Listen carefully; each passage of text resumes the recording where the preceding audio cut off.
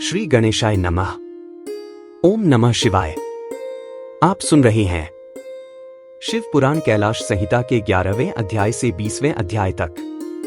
आप सुनेंगे इस एपिसोड में वामदेव द्वारा ब्रह्मा निरूपण। साक्षात शिव स्वरूप ही प्रणव है। प्रणव सब मंत्रों का बीज रूप है। शिवरूप वर्णन, उपासना मूर्ति, शिव तत्व विवेचन।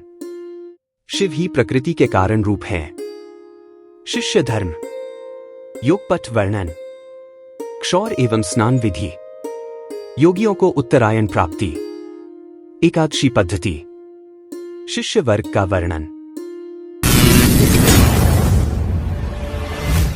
कैलाश संहिता 11वां अध्याय। वामदेव द्वारा ब्रह्मा निरूपण। ऋषि बोले, महाभाग सूत जी, हम सभी वामदेव के बारे में जानना चाहते हैं। कृपा कर हमें उनके बारे में बताइए। तब ऋषिगणों की जिज्ञासा शांत करने हेतु सूत जी बोले, हे मुनि श्रेष्ठो, पहले मनवंतर में वामदेव नामक एक महामुनि हुए हैं। वामदेव को गर्भ से उत्पन्न होने से पूर्व ही शिव ज्ञान प्राप्त था। वे सबके जन्म कर्म को जानने वाले थे। वामदेव मुनि सदा अपने शरीर पर भस्म लगाकर और सिर पर जटा धारण किए रहते थे। वे शांत और अहंकार रहित थे और सदा योग, ध्यान और ब्रह्मा में लीन रहते थे। एक बार वामदेव ने दक्षिण शिखर पर जाकर शिवजी के पुत्र स्कंद से भेंट की। उस समय स्कंद का रूप सूर्य के समान तेजोदीप्त होकर प्रकाशित हो रहा था। उनकी 4 भुजाएं थीं और वे मोर पर बैठे हुए थे। उन्हें देखकर मुनि वामदेव ने हाथ जोड़कर उन्हें प्रणाम किया और उनकी बहुत स्तुति की। इससे प्रसन्न होकर शिवजी के पुत्र स्कंद बोले, हे महामुनि, मैं आपकी इस स्तुति से बहुत संतुष्ट हूं। आप जैसे मुनि सदा दूसरों के हित के लिए ही कार्य करते हैं। आपकी जो इच्छा हो कहिए, मैं उसे अवश्य ही पूरा करूंगा। तब वामदेव जी स्कंद देव से बोले, भगवान, आप सब कुछ जानने वाले और सबके कर्ता हैं। आपके दर्शनों से ही मेरी सभी कामनाएं पूरी हो गईं। मैं भला आपके गुणों का वर्णन कैसे कर सकता हूं? आप तो साक्षात परमेश्वर वाचक देव पशुपति वाच्य हैं। वे सभी के पाप मोचक हैं। प्रणव मंत्र द्वारा त्रिलोकीनाथ भगवान शिव का ध्यान करने से सारे पाप नष्ट हो जाते हैं। ओंकार सर्वस्वरूप है और सबकी श्रुति और ब्रह्मा स्वरूप है। प्रभु, मेरे दृष्टिकोण से इस संसार में शिवजी के समान दूसरा कोई नहीं है। वे ही समाविष्ट और व्यष्टि स्वरूप हैं। कैलाश संहिता 12वां अध्याय। साक्षात शिव स्वरूप ही प्रणव है। स्कंद जी बोले, हे वामदेव जी, आप धन्य हैं। आप परम शिव भक्त और शिव तत्व ज्ञान जानने वालों में श्रेष्ठ हैं। इस संसार में जीव माया से मोहित होकर परमेश्वर के स्वरूप को नहीं समझ पाते। प्रणव महेश्वर का ही रूप है, जिसे साधारण जीव नहीं समझ पाते। देवाधिदेव भगवान शिव ही सगुण, निर्गुण और ब्रह्मा नामक त्रिगुणों के स्वामी है। साक्षात शिव स्वरूप ही प्रणव का अर्थ है। वे ही इस संसार की उत्पत्ति का कारण हैं।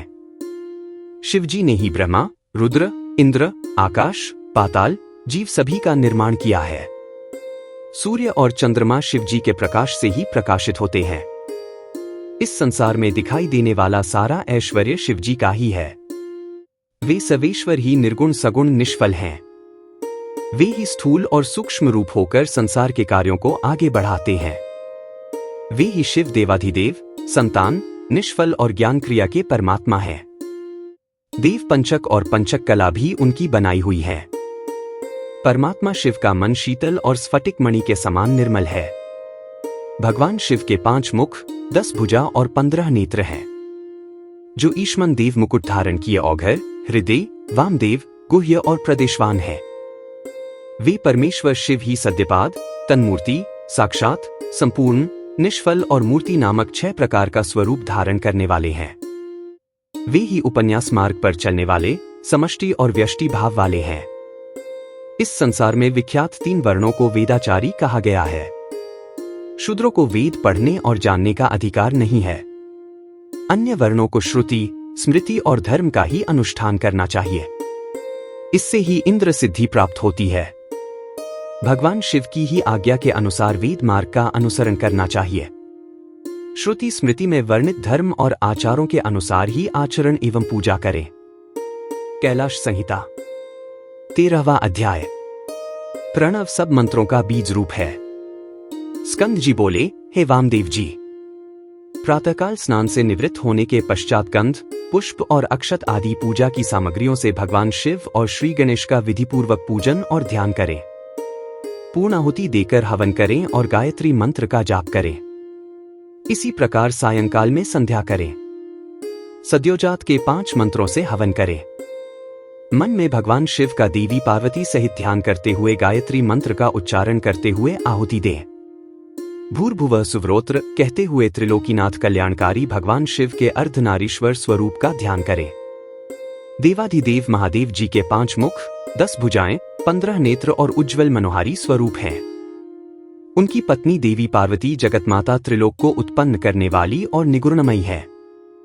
ऐसा मन में विचार करते हुए ज्ञानी पुरुष गायत्री मंत्र का जाप करे। पार्वती जी ही आदि देवी, त्रिपदा, ब्राह्मणत्व दात्री और अजा है।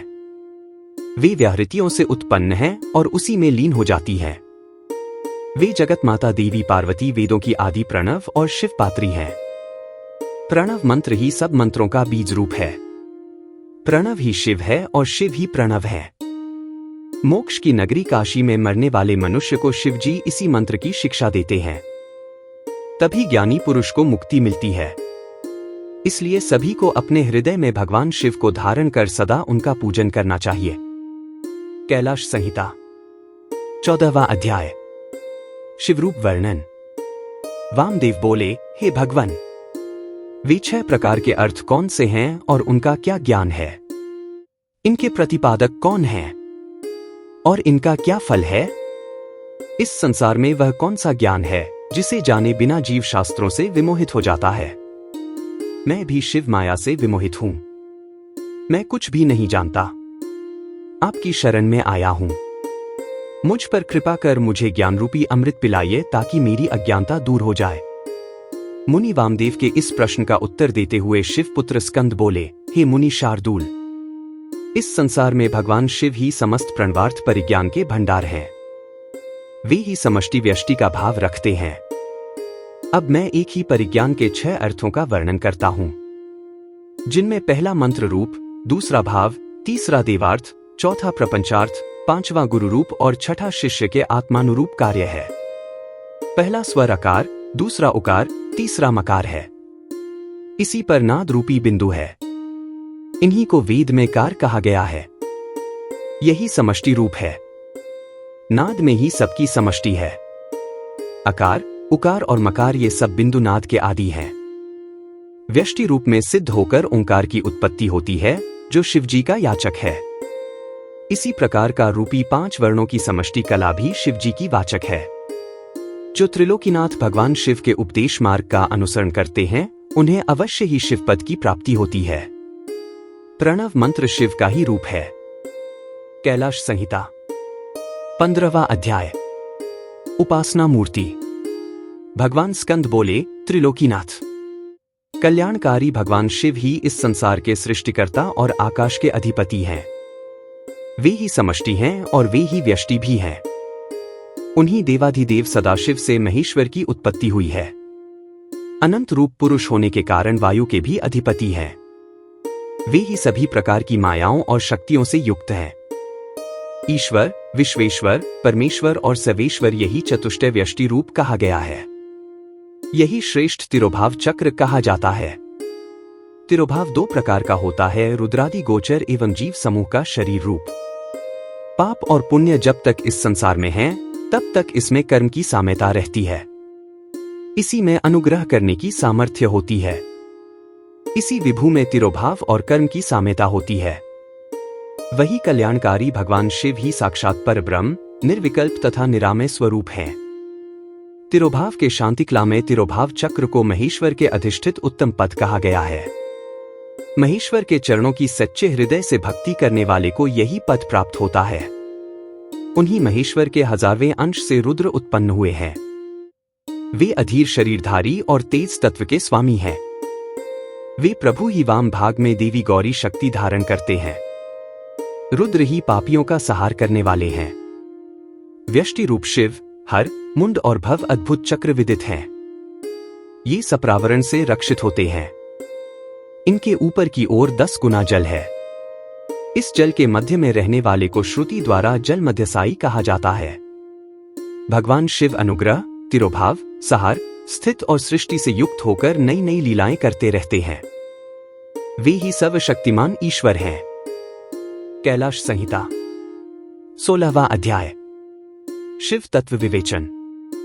सूत जी बोले, मुनि वामदेव को भगवान स्कंद के मुख से ओंकार रूपी अमृत कथा का श्रवण करके आनंद की अनुभूति हुई।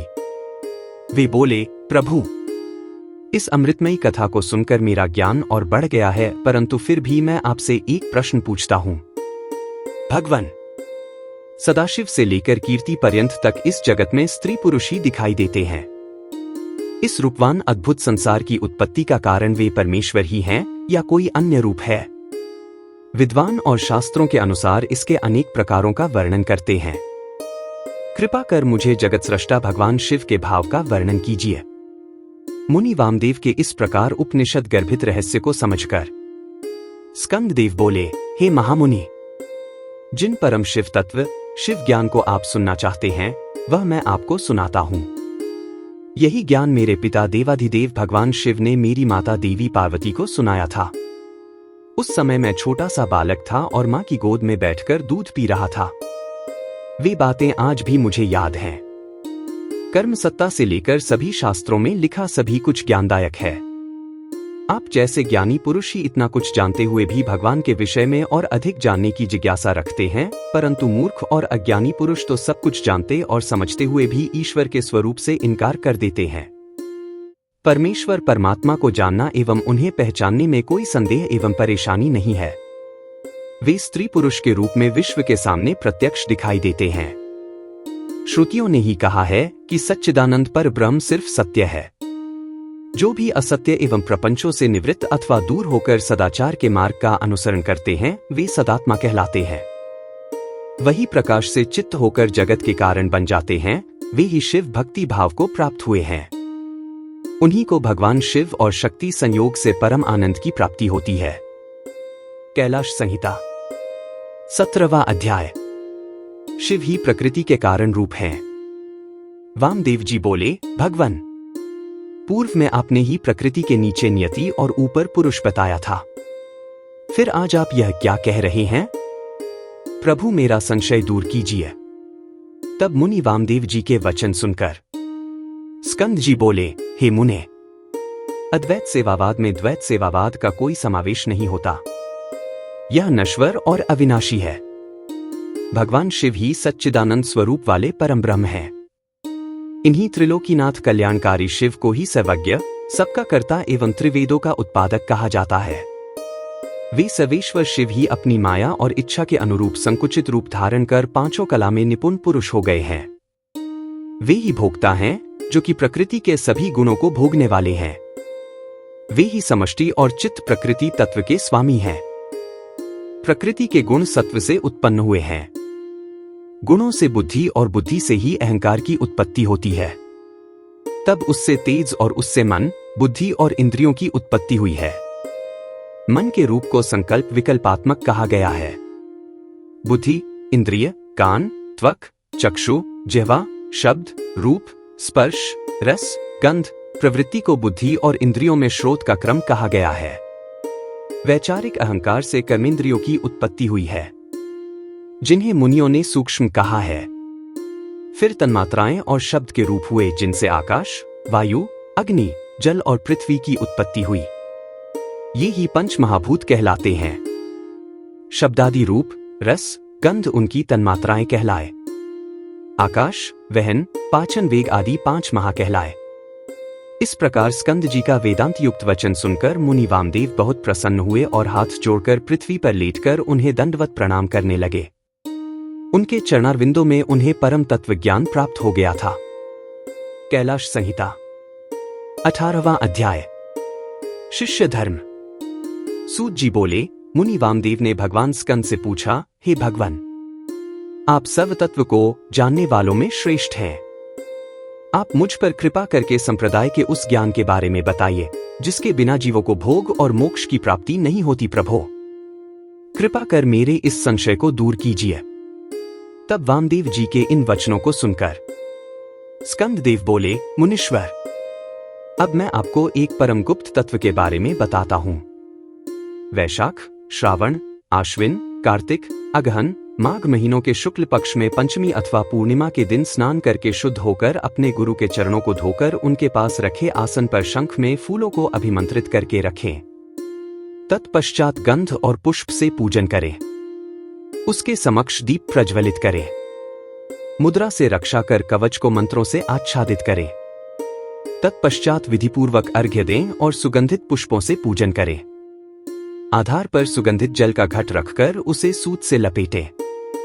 उस घट पर पीपल, पिलखन, जामुन, आम और बड़ नामक 5 पेड़ों की छाल और पत्ते तथा हाथी, घोड़े, रथ, बांबी और नदी के संगम स्थान की मिट्टी में सुगंधि को मिलाकर उसे कलश पर लेपे। लेपने के बाद आम के पत्ते, कुश का अग्र, नारियल, फूल आदि वस्तुओं से कलश को सजाएं। सजाने के बाद कलश में पंचरत्न डालें। यदि पंचरत्न न हो तो सुवर्ण डालें। नील, माणिक्य, सुवर्ण, मूंगा और गोमेद नामक 5 रत्नों को नृमलस्क का उच्चारण करते हुए अंत में क्लूमु कहते हुए विधि विधान से पूजन करें। खीर और तांबूल अर्पित कर 8 नामों का जाप करते हुए पूजा करें। गुरु द्वारा बताई हुई विधि से अनुष्ठान सहित भगवान शिव की पूजा अर्चना करें। फिर गुरु को अपने शिष्य को हंसोहा मंत्र का उपदेश देना चाहिए। उपदेश के बाद भस्म का ज्ञान प्रदान करना चाहिए। उस समय गुरु को अपने मन में यही विचार करना चाहिए कि मैं ही शिव हूं। इस प्रकार शिष्य को ज्ञान दे। कैलाश संहिता 19वां अध्याय। योगपठ वर्णन। भगवान स्कंद बोले, मुनि वामदेव, अपने शिष्य को पूजा विधि का वर्णन करने के पश्चात गुरु निम्न बातों का उच्चारण करें। मैं ब्रह्मा हूं, वह तू है। आत्मा ही ब्रह्मा है। सारा संसार ईश्वर से अधिष्ठित होता है। मैं ही प्राण हूं। आत्मा ही ज्ञान का सार है। प्रज्ञान आत्मा ही यहां विदित अवस्थित है। वही तुम्हारा, मेरा अर्थात सबका अंतर्यामी है। वही ज्ञान रूपी अमृत है। वह एक ही पुरुष में और आदित्य में है। वही पर ब्रह्म मैं हूं। सबसे परे और सबका ज्ञाता और वेद शास्त्रों का गुरु मैं ही हूं। इस संसार में सारे आनंद का क्षण मैं ही हूं। सर्वभूतों के हृदय में व्याप्त रहने वाला मैं ही ईश्वर हूं। सारे तत्वों का और पृथ्वी का प्राण मैं ही हूं। मैं ही जल और तेज का प्राण हूं। आकाश और वायु का प्राण मैं हूं। मैं ही त्रिगुण का प्राण हूं। मैं ही अद्वितीय और सर्वात्मक हूं। यह सब ब्रह्मरूप है। मैं ही मुक्त स्वरूप हूं। इसलिए मेरा ध्यान करना चाहिए। इस प्रकार भगवान स्कंद ने वामदेव जी से योगपठ का वर्णन किया। कैलाश संहिता 20वां अध्याय। क्षौर एवं स्नान विधि। भगवान स्कंद बोले, हे मुनीश्वर, अब मैं आपको यतियों को शुद्धि प्रदान करने वाले क्षौर और स्नान की विधि बताता हूं। जब शिष्य योग पद को प्राप्त हो जाए तब व्रत करने से पूर्व क्षौर करना चाहिए। गुरु को नमस्कार कर उनकी आज्ञा से क्षौर कराएं। फिर नाई के कपड़े को मिट्टी और जल से धुलाएं। फिर शिव नाम का उच्चारण करते हुए हाथ की अनामिका और अंगूठे को अभिमंत्रित करें। आंखें बंद कर मंत्र का उच्चारण करें और दाहिनी ओर से क्षौर कराएं। आगे से पीछे की ओर सिर मुड़वाएं और फिर मूछें भी साफ कराएं और नाखून काट लें। तत्पश्चात नदी में 12 डुबकी लगाकर स्नान करें। बेल, पीपल या तुलसी के नीचे की मिट्टी लेकर उसका प्रोक्षण कर अभिमंत्रित करें। उस मिट्टी के 3 भाग करें। एक भाग से 12 बार हाथ मलकर साफ करें। दूसरे भाग की मिट्टी को सिर से मुंह तक लेप करके 12 बार जल में डुबकी लगाएं। फिर 16 बार कुल्लाकर 2 बार आचमन करें। बची हुई मिट्टी का पूरे शरीर पर लेप करें। मन में कार का भक्तिपूर्वक जाप करते हुए 16 बार प्राणायाम करें। फिर ज्ञान देने वाले गुरु का ध्यान करते हुए 3 बार साष्टांग प्रणाम करें। तत्पश्चात तीर्थ स्थान के जल में डुबकी लगाते हुए त्रिलोकीनाथ कल्याणकारी भगवान शिव का स्मरण करें। वे देवाधिदेव महादेव ही संसार को तारने वाले हैं। वे ही सबका कल्याण करते हैं। इस प्रकार मैंने आपको स्नान की पूर्ण विधि बताई। कैलाश संहिता 21वां अध्याय। योगियों को उत्तरायण प्राप्ति। मुनि वामदेव बोले, हे भगवान स्कंद जी, मैंने सुना है कि योगियों का दाह कर्म नहीं किया जाता, उन्हें तो शुद्ध भूमि में स्थापित कर दिया जाता है। क्या यह सच है? तब मुनिवर के प्रश्न का उत्तर देते हुए असुर निकंदन स्कंद जी बोले, हे मुनिवर, यह प्रश्न एक बार महान शिव योगी भृगु ने स्वयं सर्वज्ञ त्रिलोकीनाथ भगवान शिव से किया था। उस समय जो शिव जी ने बताया था वही मैं तुम्हें बताता हूं। यह परम ज्ञान सब साधारण मनुष्यों के लिए नहीं है। इस ज्ञान को शांत चित्त वाले परम शिव भक्त शिष्य को ही बताना चाहिए, क्योंकि महाधैर्यवान योगी जन ही समाधि अवस्था को प्राप्त कर सकते हैं और वे ही शिव रूप से परिपूर्ण होते हैं। परंतु जो योगी मुनि अपने चित्त अर्थात मन को स्थिर करने में असमर्थ होते हैं और जल्द ही अधीर हो उठते हैं, जिन्हें समाधि की अवस्था का ज्ञान प्राप्त नहीं है, ऐसे योगियों को गुरु मुख से शिवजी का ज्ञान जानकर ध्यान करना चाहिए। प्रतिदिन प्रणव मंत्र का जाप करें और भगवान शिव का स्मरण करें, तभी योगी जनों को उत्तरायण की प्राप्ति होती है। कैलाश संहिता 22वां अध्याय। एकादशी पद्धति। भगवान स्कंद बोले, मुनिवर, अब मैं आपको एकादशी विधि बताता हूं। एक वेदी को लीपकर 5 मंडल बनाएं और उसमें 5 देवताओं की पूजा करें। भगवान शिव सर्वेश्वर हैं, उनकी कृपा से ही सब कार्य सिद्ध होते हैं, इसलिए हमें उनकी कृपा को नहीं भूलना चाहिए। भगवान शिव का स्वरूप मानकर शिवात्म देवताओं का ध्यान करके उनके चरणों में शंख के जल को समर्पित करें। भूर्भुवः स्वः मंत्र का जाप कर धूप दीप से प्रदक्षिणा कर नमस्कार करें। फिर हाथ जोड़कर प्रार्थना करें कि भगवान, आप प्रसन्न होकर यति को शिव चरणों में रक्षित करें। प्रार्थना के पश्चात प्रसाद को कन्याओं को बांट दें। इसके पश्चात यति का पावन श्राद्ध करें, क्योंकि यति का एकादिष्ट श्राद्ध नहीं होता। 4 ब्राह्मणों को आमंत्रित करें। उनके चरण धोकर शिवजी की विधि विधान के अनुसार पूजा कर उनके समक्ष ही ब्राह्मणों को भोजन कराएं। गोबर से लीपे स्थान पर रखे कुश के आसन पर बैठकर कहें कि मैं पिंडों को दान करता हूं। ऐसा संकल्प करके 3 मंडलों का अपने परमात्मा, अंतरात्मा और आत्मा के लिए पूजा करें। मन में यह विचार करते हुए कि हमने आत्मा को पिंड दिया है, पिंड दान करें। कुश से जल छिड़ककर प्रदक्षिणा और नमस्कार करें। तत्पश्चात ब्राह्मणों को दक्षिणा दें। ऐसा करने के बाद रक्षा के लिए श्री हरि विष्णु की महापूजा करें और नारायण को बलि दें। अंत में वेदों और शास्त्रों को जानने वाले 12 ब्राह्मणों का गंध, अक्षत और पुष्पों से पूजन करें और प्रार्थना करें। कुश आसन पर पायस बलि दें। मुनि वामदेव, यह मैंने आपको एकादश की विधि बताई है। कैलाश संहिता 23वां अध्याय। शिष्य वर्ग का वर्णन। स्कंद देव बोले, मुनि वामदेव, 12वें दिन प्रातः उठकर स्नान आदि नित्य कर्मों से निवृत्त होकर भगवान शिव की पूजा अर्चना करें। मध्याह्न में ब्राह्मणों को निमंत्रण देकर उन्हें भोजन कराएं। मन में गुरु पूजन का संकल्प करें। गुरु के चरण धोकर उन्हें आसन पर बैठाकर कुशाओं और धूप दीप से आराधना करें। गुरु को नमस्कार कर मंत्र का जाप करते हुए अक्षत अर्पित करें। ब्राह्मणों को भोजन कराकर उन्हें आसन पर बैठाएं। फिर तांबूल देकर दक्षिणा में छत्री, पादुका, पंखा, चौकी और वेणुदंड देकर उनकी प्रदक्षिणा कर नमस्कार करें। उनके चरण छूकर आशीर्वाद पाकर उन्हें विदा करें। अन्य अतिथियों एवं दीननाथों को भोजन कराएं। इसी प्रकार प्रतिवर्ष गुरु उत्तम आराधना से निश्चय ही शिवलोक की प्राप्ति होती है। की पूजा करें। गुरु की। मुनिवर, वैशंपायन, पैल, जैमिनी और सुमंतु नामक 4 महामुनि तेजस्वी व्यास के शिष्य हैं। वामदेव, अगस्त्य, पुलस्त्य और क्रतु योगिवर सनत कुमार जी के शिष्य हैं।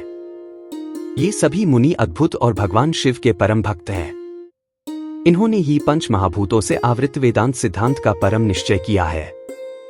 यह मोहनाशक, ज्ञानदायक और संतोषदायक है। यह जगत का कल्याण करने वाला और लक्ष्मी प्रदान करने वाला है। त्रिलोकीनाथ कल्याणकारी भगवान शिव का ध्यान और स्मरण सदा करने से योगीजन शिव स्वरूप हो जाते हैं। ब्रह्मा, विष्णु और शिव का भजन और ध्यान करने से मनुष्यों को मोक्ष प्राप्त होता है तथा उनकी सभी कामनाएं पूरी हो जाती हैं। कल्याणकारी देवाधिदेव महादेव जी की आराधना सभी दुखों का नाश कर सुख प्रदान करने वाली तथा भोग मोक्ष देने वाली है।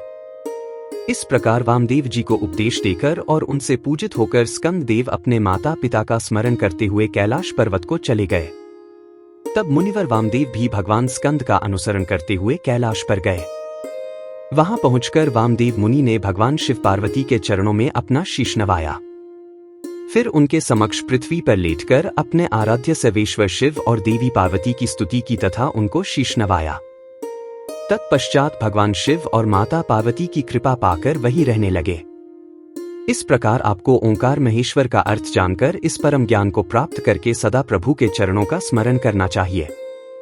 वे कल्याणकारी शिव ही भक्ति और मुक्ति के दाता हैं। हे मुनीश्वरों, मैंने आपको सब कुछ बता दिया। यह कहकर वे बद्रिकाश्रम को चले गए। श्री कैलाश संहिता संपूर्ण।